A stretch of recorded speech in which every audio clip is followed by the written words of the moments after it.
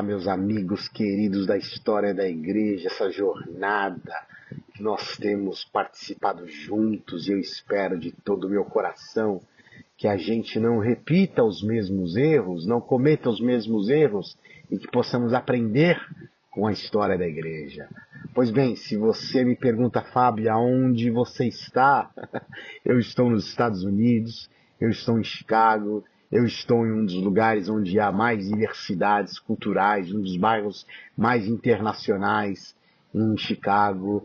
E, na verdade, eu estou no North Park, teológico seminário, onde os imigrantes suecos vieram durante esse período do pietismo, onde a Evangelical Covenant se tornou Evangelical Covenant na Suécia, e os imigrantes, quando chegaram nos Estados Unidos, sobretudo em Chicago, eles construíram esta universidade, hospitais, igrejas, e é o seminário onde eu estou estudando o meu mestrado, onde eu fiz quase 3 anos de formação de acompanhamento espiritual, de espiritualidade, como a gente conhece, onde a minha esposa também estudou e ela se formou. É uma grande alegria, um privilégio poder estar nos Estados Unidos visitando as igrejas, os nossos parceiros, e a bola da vez é Chicago.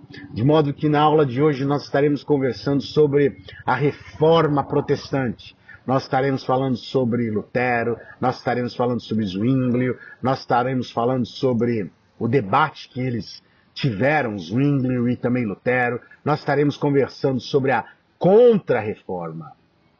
Ora, é extremamente interessante fazer este vídeo exatamente em Chicago, no North Park, nessa área onde a Evangelical Covenant tem também o seu seminário, porque o pietismo ele surgiu 100 anos depois da Reforma Protestante, porque nesses últimos 100 anos entre a Reforma Protestante e o pietismo, muita coisa se perdeu daquilo que Lutero havia inicializado.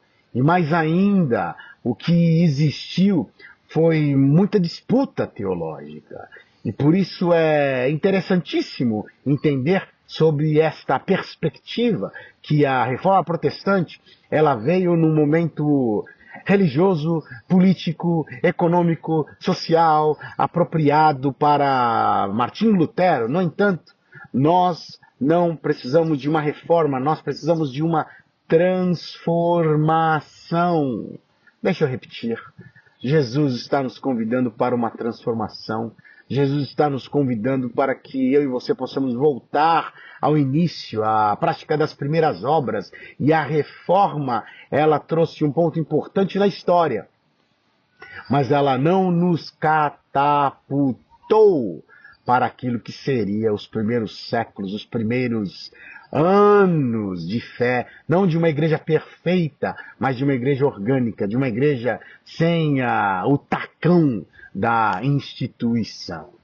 Dito isto, eu gostaria de primeiro te dizer que eu estive em Wittenberg quando eu morava em Barcelona antes de eu me casar. Inclusive me casei aqui em Chicago e a festa do nosso casamento, a nossa recepção foi aqui em um dos halls que o seminário possui.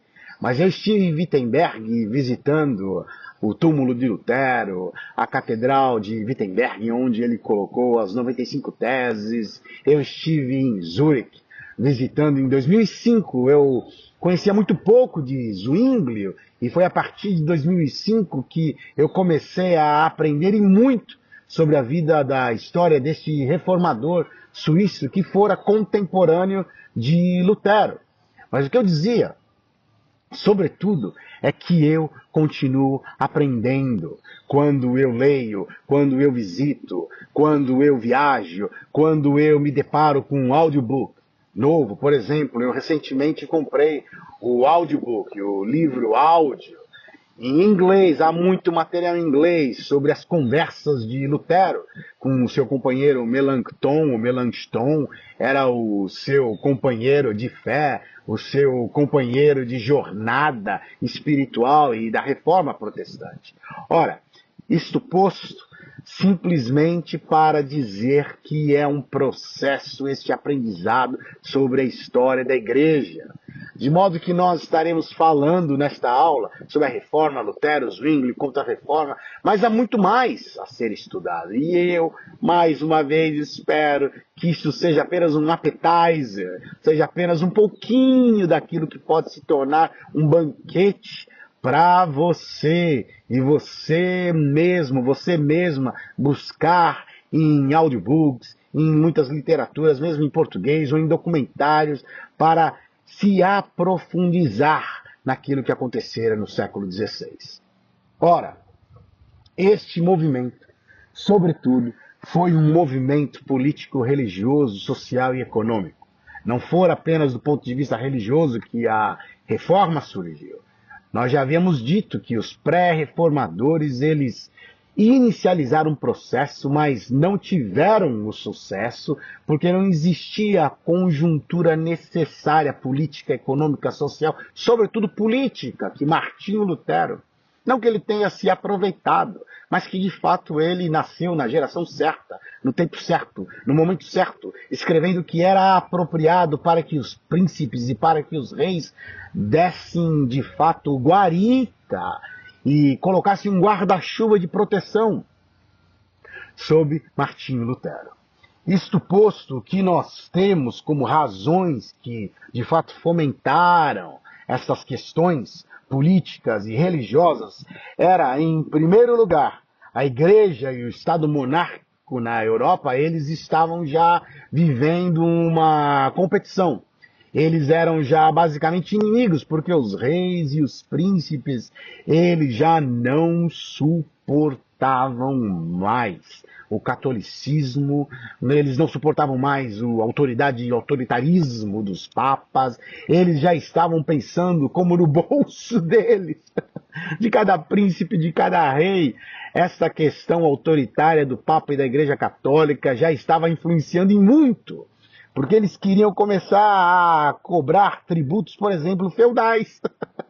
Eles não queriam mais bater continência para o Papa. Eles não queriam mais bater continência a este Estado-Igreja, Igreja-Estado, ao catolicismo romano que iniciara no século IV e nós estamos chegando ao século XVI com um obscurantismo horroroso. De modo que as igrejas estavam lotadas e cheias de gente ignorante. Cheias de gente ignorante. Onde a Igreja Católica manipulava, onde a Igreja Católica fazia desses indivíduos como se foram marionetes nas mãos dos bispos e dos papas. Ora, esta é a primeira razão, este choque que existia entre os príncipes reis e o Estado católico. Ora, a segunda razão deste movimento que surge é a própria burguesia. A burguesia começa a se revoltar. E por que isso? A burguesia começa a se revoltar porque a Igreja Católica, conquanto os bispos tivessem muita grana, conquanto houvesse muita pompa, conquanto a Igreja Católica e os papas se ostentavam de muita riqueza, de muito poder, eles eram contra. Contra o empréstimo, contra os juros altos, contra o acúmulo de bens, o lucro. Era uma grande contradição. Você vê como a história não muda. Ela se repete a cada geração, ela se repete dentro da igreja, ela se repete desde sempre. A grande hipocrisia. E a burguesia já estava cansada da hipocrisia da Igreja Católica, tanto quanto a população. De modo que a conjuntura, com a venda das indulgências, sobretudo, fez com que a burguesia, os reis, os príncipes, a população dissessem: chega, basta. E mais ainda, quando você observa a forma como os mosteiros e os bispos eles ocupavam as grandes terras, os muitos casos, inúmeros, incontáveis casos onde os superiores religiosos viviam às custas dos camponeses. Eu estou citando alguns desses fatores que inegavelmente foram cruciais, extremamente importantes para desembocar naquilo que seria um quadro político, aquilo que seria um quadro econômico, aquilo que seria um quadro social, e se juntou ao aspecto religioso, tendo Martinho Lutero como este pivô para desencadear aquilo que nós chamamos no século XVI a Reforma Protestante. Isto dito, eu gostaria de falar sobre o Martinho Lutero. Quem foi Martinho Lutero? Olha só, ele nasceu no ano de 1483 e faleceu no ano de 1546. Ele era alemão, como todos nós sabemos. Ele era um monge católico. Isso é interessantíssimo notar, porque a Igreja Católica já vivia este momento de absurdidade, de insustentabilidade, e muitos surgiram tentando fazer o que seria uma reforma dentro do catolicismo. Lutero jamais imaginou que sairia o que surgiu e saiu das suas atitudes, como nós vamos observar, ou como ele mesmo colocou as 95 teses ali na Catedral de Wittenberg. Ele jamais imaginou que o luteranismo ia surgir, que ele sairia do catolicismo romano, que surgiria um movimento protestante e com muitas vertentes. Jamais! Ele era um cara como John Wycliffe, ele era um cara como Pierre Valdot de Lyon, Pedro Valdo. Ele era um cara como qualquer outro que apenas via que do jeito que estava a Igreja Católica era insustentável. Mas ele jamais imaginou. Ele não fez uma estratégia de saída, de divisão. Surgiu. Aconteceu por aqueles fatores que nós estávamos falando anteriormente. Mas um pouquinho do background, da história de Martinho Lutero, eu gostaria que você guardasse, que você a aprendesse, que você me escutasse, que você, mais uma vez, seguisse estudando e pesquisando sobre a vida de Martinho Lutero. Olha só, em primeiro lugar, aos 16 anos ele ingressou na universidade. Ele estudou artes, ele estudou as leis, línguas e filosofia. E foi aos 18 anos de idade, segundo a sua biografia, que a pedido do seu pai, ele, na realidade, ingressou no curso de Direito. E foi apenas em 1505 que ele decidira entrar no mosteiro agostiniano e seguiu a vida religiosa. Uma pausa. Olha aqui para mim. O mínimo que você conhece de Lutero, ou se você conhece o suficiente, você vai perceber que Agostinho influenciou a sua vida de uma maneira sensacional, extraordinariamente fantástica, de modo que ele aprendeu muito com os escritos de Agostinho. E, na realidade, Agostinho, ele é esse sujeito, tanto a protestantes, tanto quanto aos católicos, ele é um dos pais da igreja, referência. E por isso é importantíssimo trazer a relevância de Agostinho naquele momento, naquele contexto, na vida de Martinho Lutero. Ora, isto dito, em 1509, falando um pouquinho ainda de datas, ele, Martinho, graduou-se em bacharel em estudos bíblicos. E foi em 1512 que ele obteve o seu título de doutorado, doutor em teologia.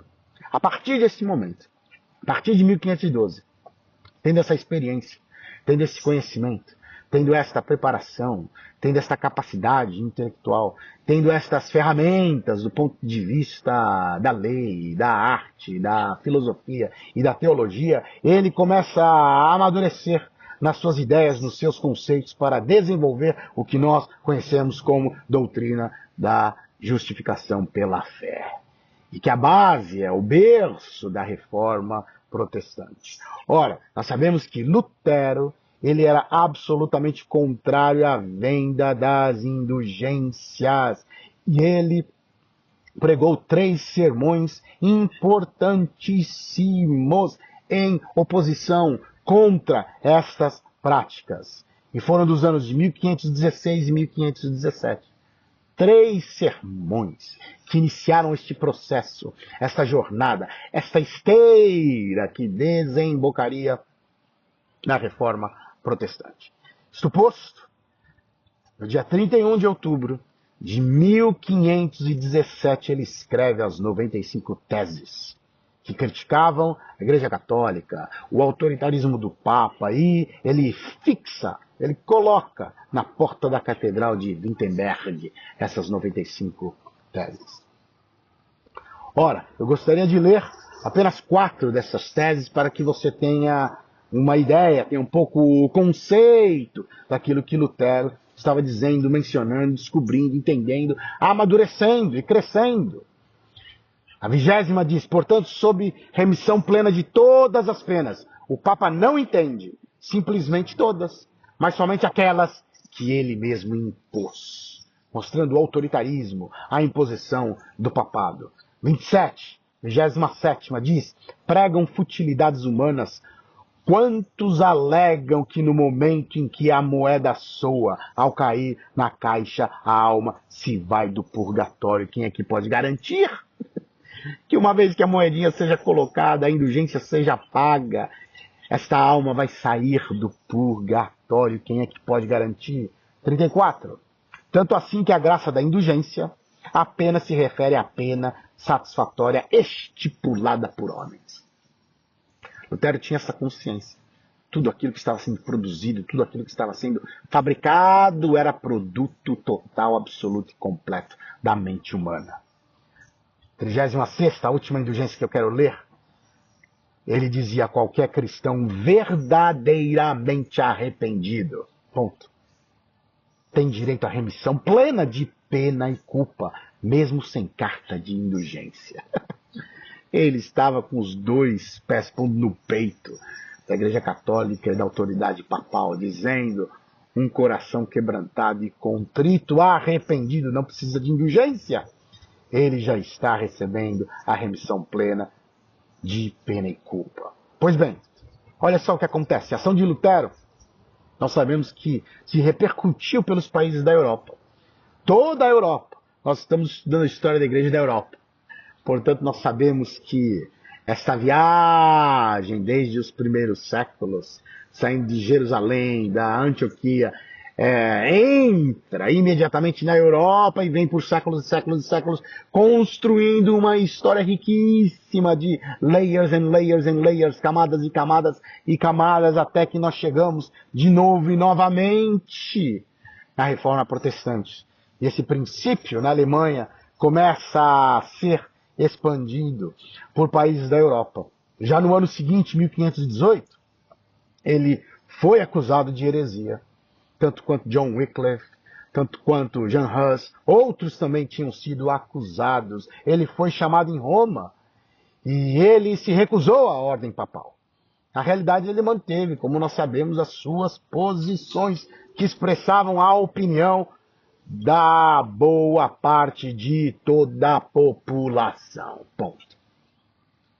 Foi importantíssimo Lutero, naquele momento, ter o povo, ter os príncipes, ter os reis, ter os países da Europa, ter apoio necessário para que pudesse surgir este movimento. Em 1520, sobretudo, ele recebe uma bula papal, que ordenava que ele fosse excomungado ou ele se retratasse. Ele chegasse e dissesse, olha, desculpa, eu errei, eu exagerei, mas ele não fez isso, como nós sabemos. Pelo contrário, não só ele, mas como os estudantes e professores da Universidade de Wittenberg queimaram a bula em praça pública, dizendo, basta, basta, nós cremos assim, assim vai ser, existe um basta deste tacão católico romano, da cristandade, da política, da religião, que se imiscuíram e nós não estamos vendo Deus, Jesus, a presença do Espírito Santo em nada disto. Ora, ainda no ano de 1520, o líder religioso, Lutero, ele escreve 3 tratados importantíssimos. Eu os li enquanto eu estudava no meu mestrado, o capítulo da Reforma Protestante, eu os tenho em inglês. eu gostaria que você googlasse, que você buscasse, que você encontrasse. Eu tenho a tradução desses textos, os títulos. Talvez você vai encontrá-los de uma forma diferente, com nomes diferentes, mas no mínimo que você possa ver, possa ler o mínimo para poder entender um pouquinho desses 3 tratados extremamente importantes que surgem durante esse período e são escritos por Lutero. 1. A nobreza cristã da nação alemã. Número 2, da servidão babilônica da igreja. Número 3, da liberdade de um cristão. Bom, em 1521, nós prosseguimos em uma assembleia chamada Dieta de Worms. Se você assistir um documentário de Lutero, você vai ver essas fases e você vai perceber este processo. E quando chega na Dieta de Worms, Martinho foi considerado absolutamente um herege. Foi neste momento que ele é obrigado, ele é forçado a fugir, a se exilar, e ele fica no castelo de Wartburg. É neste momento que ele permanece por 1 ano. E é dali que se destaca algumas histórias e expressões de Martinho Lutero, como, por exemplo, nós sabemos que ele traduziu a Bíblia. Ele traduziu a Bíblia para o alemão, número 1. Número 2, a gente começa a perceber a resistência que ele tinha, a antipatia. Irremediavelmente, Lutero tinha uma antipatia com os judeus. Sobre os judeus e suas mentiras, ele escreve. Ele tinha. Era algo que havia no seu coração e ele tinha na sua mente, de modo que a gente olha para os seus escritos e temos que questioná-lo. Ele não era um homem perfeito, pelo contrário, ele era como eu, como você, ele era filho da sua geração, do seu século. Ele tinha suas idiosincrasias, influenciadas também pela Igreja Católica, pelo fato dele ter sido um monge por muito tempo, e por isso que a gente vê alguns dos seus escritos, obviamente eu posso dizer uma exacerbação da sua antipatia clara contra o povo judeu. Um outro importante escrito dele durante esse período de 1 ano, enquanto ele estava exilado, é de servo arbítrio, da vontade cativa, que ele escreve em latim.